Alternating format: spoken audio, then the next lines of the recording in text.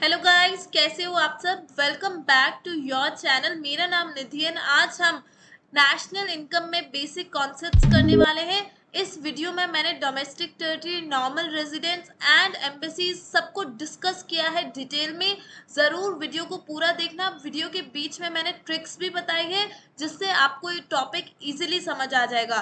तो चलिए स्टार्ट करते हैं। सबसे पहला टर्म है डोमेस्टिक टेरिटरी। क्या क्या चीजें डोमेस्टिक टेरिटरी में इंक्लूड होती है। नंबर 1, इंडिया की पॉलिटिकल बाउंड्री। जो भी इंडिया की पॉलिटिकल बाउंड्री है जिसमें गवर्नमेंट ऑपरेट कर रही है इंडिया की, वो है इंडिया की डोमेस्टिक टेरिटरी में इंक्लूडेड। सेकंड चीज, जितने भी ships, airplanes, vessels, oil rigs जो बाहर ऑपरेट हो रही है, इंडिया की है बट बाहर है इस टाइम पे। मान लो इंडियन एयरलाइंस का प्लेन है, वो अभी सिंगापुर है, बट वो ऑपरेट कहाँ से हो रहा है, जहां से वो ऑपरेट हो रहा है वो उसी डोमेस्टिक टेरिटरी का पार्ट होगा। तो अगर इंडियन शिप, ये इंडिया का मैंने फ्लैग भी लगाया है, अगर इंडियन शिप इंडिया से बाहर है, समंदर में बाहर है गई हुई, मान लो एक्सपोर्ट इंपोर्ट करने, कुछ भी करने, शिप अगर बाहर है बट वो इंडिया का ही माना जाएगा पार्ट, क्योंकि वो इंडिया से ऑपरेटेड है। Same goes with airlines, vessel, oil rigs, ये सारी मशीनें जो भी बाहर है बट ऑपरेट कहाँ से हो रही है उस चीज को देखना है। ऑपरेट का ध्यान रखना, ऑपरेट जहां से है ये वहां की डोमेस्टिक टेरिटरी में होगा। Third, very important, Indian embassy. अगर इंडियन एम्बेसी इंडिया से बाहर लोकेटेड होती है, जो एम्बेसीज होती है वो बाहर लोकेटेड होती है, अगर वो इंडियन है, इंडियन एम्बेसी हमारे देश की एम्बेसी बाहर है, वो हमारे इंडिया का ही पार्ट होगी। एम्बेसी में एक्सेप्शन है। एम्बेसी में जगह नहीं देखनी, बाउंड्री नहीं देखनी, एम्बेसी में क्या देखना है, इंडियन एम्बेसी है या नहीं। तो ये तीनों चीजें डोमेस्टिक टेरिटरी में आता है। ये समझ में आया। अब क्या चीजें नहीं आती मैंने ये यहाँ पे बताया है। देखो, what are included in domestic territory, political frontier, embassies, high commissions या फिर military base located overseas. Embassy का एक्सेप्शन है, इन सब का एक्सेप्शन है। अगर बाहर कोई मिलिट्री बेस है तो वो हमारी इंडिया का ही माना जाएगा अगर इंडियन है तो। फिर है ships, fishing vessels, aircraft owned by resident. अगर ओन्ड बाय रेजिडेंट है and operated by Indians, by India हो रहा है, ओन्ड एंड ऑपरेटेड, तो ये क्या होगा, ये हमारी डोमेस्टिक टेरिटरी का पार्ट होगा। क्या हमारी डोमेस्टिक टेरिटरी का पार्ट नहीं होगा, क्या चीज एक्सक्लूडेड होगी। नंबर 1, अगर बाहर की कोई फॉरेन एम्बेसी, बाहर की फॉरेन की एम्बेसी इंडिया के अंदर है, वो इंडिया में नहीं आएगी। जितनी भी एम्बेसी, एजेंसी फॉरेन गवर्नमेंट की होती है इंडिया के अंदर, वो इंडिया में नहीं आती। ठीक है। नेक्स्ट है हमारा अगर कोई इंटरनेशनल ऑफिस है, मान लो वर्ल्ड हेल्थ ऑर्गेनाइजेशन का ऑफिस है या आईएमएफ का ऑफिस है, ये सब अगर इंडिया के अंदर लोकेटेड है तो ये इंडिया का पार्ट नहीं होते। क्लियर हो गई बात। तो क्या क्या पार्ट होता है, जो पॉलिटिकल बाउंड्री है वो, सेकंड शिप्स वगैरह जो ऑपरेट हो रही है इंडिया से, एंड थर्ड, इंडियन एम्बेसी अगर बाहर लोकेटेड है वो इंडिया का ही पार्ट माना जाएगा। क्या क्या चीजें एक्सक्लूडेड है, एम्बेसीज, अगर कोई फॉरेन की एम्बेसी इंडिया में है तो वो इंडिया की डोमेस्टिक टेरिटरी नहीं है। अगर कोई फॉरेन का इंटरनेशनल ऑफिस इंडिया में है तो वो इंडिया की टेरिटरी नहीं है। I hope domestic territory include समझ आ गया होगा। अब क्वेश्चन आता है कि डोमेस्टिक प्रोडक्ट क्या होता है। तो डोमेस्टिक प्रोडक्ट मतलब जो भी इस डोमेस्टिक टेरिटरी में आ रहा है, जो भी इस डोमेस्टिक टेरिटरी में प्रोड्यूस हो रहा है, वो होगा हमारा domestic product. Domestic product is the output produced within the economic और domestic territory of the country. Clear हो गई पॉइंट। तो डोमेस्टिक प्रोडक्ट के क्वेश्चंस बहुत आते हैं। कुछ क्वेश्चंस मैंने डाले हैं डिस्क्रिप्शन में। तो पहला क्वेश्चन है, Indian company in London, London में है, इंडिया की बाउंड्री में तो नहीं है, लंदन के अंदर है, तो इंडिया में डोमेस्टिक टेरिटरी में ये नहीं आएगा। सेकंड क्वेश्चन है, Microsoft office in India, India के अंदर अगर ऑफिस है माइक्रोसॉफ्ट का बाहर वाले आदमी का, पर इंडिया की बाउंड्री में है तो आएगा, तो डोमेस्टिक टेरिटरी का ये पार्ट होगा। Third question, company in India owned by Japanese. अगर जापानीज कंपनी इंडिया में है, हमको क्या करना है, किसकी कंपनी है, कौन है, इंडिया के अंदर है, तो इंडिया की डोमेस्टिक टेरिटरी का पार्ट होगा। Next, office of Reliance industry in New York. New York है, इंडिया की बाउंड्री में थोड़ी ना आता है न्यूयॉर्क, न्यूयॉर्क बाहर है, ठीक है, तो फिर ये इंडिया की डोमेस्टिक टेरिटरी में नहीं होगा। क्लियर हो गई बात, समझ आ गए क्वेश्चन कैसे करना है डोमेस्टिक टेरिटरी वाले। 3 पॉइंट्स याद रखना इंक्लूड के, और क्वेश्चन इजीली हो जाएगा।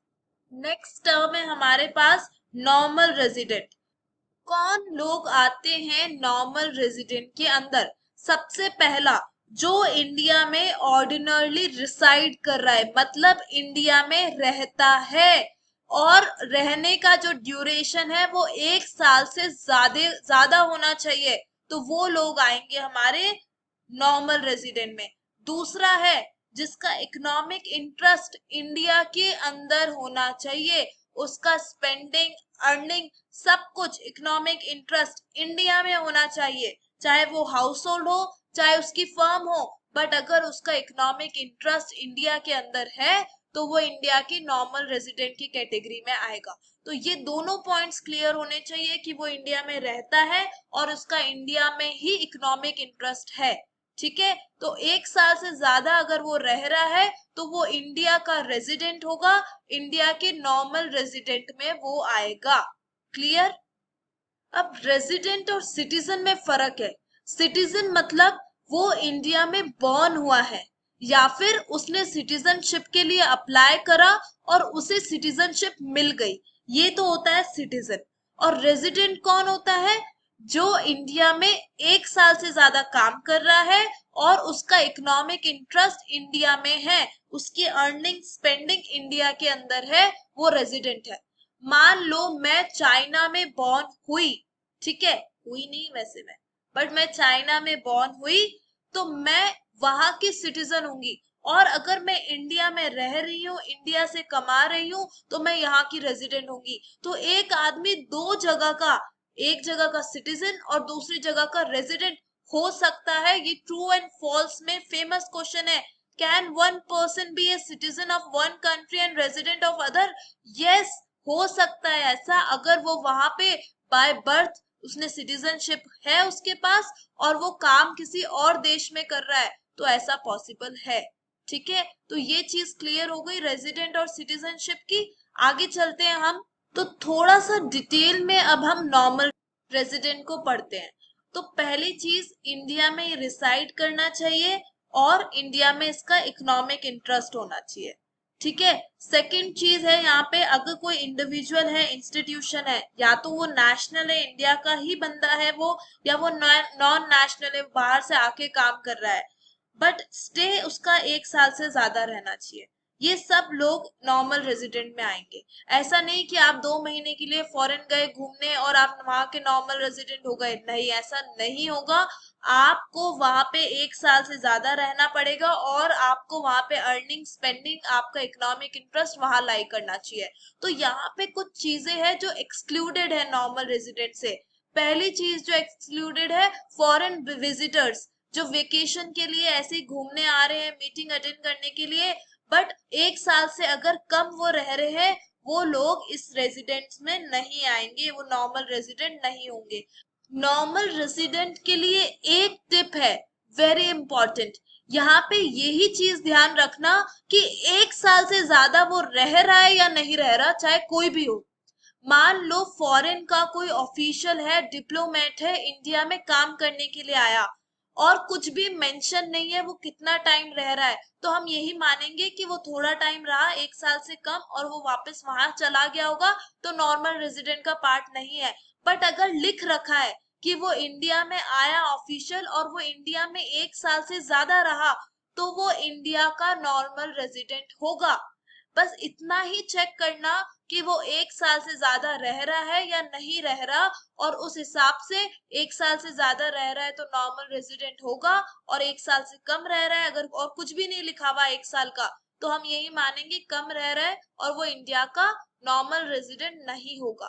वैसे ही अगर एम्प्लॉय इंटरनेशनल ऑर्गेनाइजेशन के है, वर्ल्ड बैंक वगैरह के है और यहाँ के सिटीजन नहीं है, इंडिया में काम कर रहे हैं मान लेते हैं, तो वो इंडिया का पार्ट नहीं होंगे नॉर्मल रेजिडेंट में।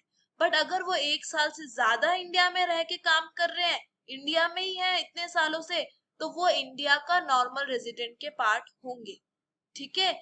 क्रू मेंबर्स, फॉरेन वेसल्स की क्रू मेंबर्स है, कमर्शियल ट्रैवलर्स है, अगर वो इंडिया में लेस देन 1 ईयर है तो इंडिया का पार्ट नहीं है, अगर मोर देन 1 ईयर है तो इंडिया का पार्ट है। बस इसी चीज को याद रखना, मोर देन 1 ईयर या लेस देन 1 ईयर। अगर बॉर्डर वर्कर्स है, रोज डेली बॉर्डर एक्सचेंज हो रहा है, नेपाल से लोग इंडिया जा रहे हैं, इंडिया से नेपाल आ रहे हैं, रोज काम के लिए जा रहे हैं आ रहे हैं, अगर कोई बॉर्डर वर्कर है तो वो जिस जगह का है वो उसी जगह का नॉर्मल रेजिडेंट माना जाएगा, जहां वो काम करने जाता है वहां का नहीं। तो आई होप ये normal resident and domestic territory आपको क्लियर है। अब ये जो नोट्स है मैंने डिस्क्रिप्शन में डाल दिए हैं, इसके आगे के टॉपिक्स हम पार्ट 3 वीडियो में करेंगे। एंड मैंने पार्ट 1 वीडियो भी बनाया है सर्कुलर फ्लो ऑफ इनकम का, उसे भी अच्छे से समझ लेना। Thank you guys for watching this video. जरूर चैनल को सब्सक्राइब करना एंड बेल आइकन को भी क्लिक कर देना, ताकि आपके पास नोटिफिकेशन आ जाए जैसे ही कोई नया वीडियो आए। And do share with your friends, comments में बताओ आपको कैसा लगा वीडियो।